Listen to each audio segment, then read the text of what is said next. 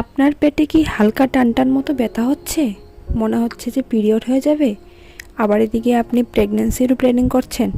আপনি বুঝতে পারছেন না যে এই হালকা হালকা ব্যথা পিরিয়ডের ব্যথা নাকি গর্ভধারণের ব্যথা। আজকের এই ভিডিওতে আমি খোলাখুলি আলোচনা করব যে প্রেগন্যান্সি কনসিভ হলে ঠিক কোন জায়গায় ব্যথা হয়, ব্যথাটা কীরকম হবে, ব্যথার তীব্রতাটা কীরকম হবে। তো আজকের এই ভিডিওটি না স্কিপ করে ভিডিওটি দেখার অনুরোধ রইল। আমরা জানি যে হালকা পেটে ব্যথা গর্ভাবস্থায় প্রাথমিক লক্ষণ হতে পারে, তবে তীব্র ব্যথা উদ্বেগের কারণও হতে পারে। শুধুমাত্র ব্যথার উপর নির্ভর করেই যে গর্ভধারণ নিশ্চিত করা যায় সেটা কিন্তু না। প্রেগন্যান্সি টেস্ট করা জরুরি। তবে যদি খুব কঠিন ব্যথা হয়, রক্তপাত হয়, তাহলে কিন্তু দ্রুত ডাক্তারের পরামর্শ নিতে হবে। যদি ব্যথা একবারের বেশি হয় তাহলে কিন্তু এটা একটোপিক গর্ভাবস্থা হতে পারে। যদি জ্বর, বমি, অস্বাভাবিক রক্তপাত হয়ে থাকে হতে পারে এটা আর্লি মিসক্যারেজের লক্ষণ বা একটোপিক প্রেগন্যান্সি। আর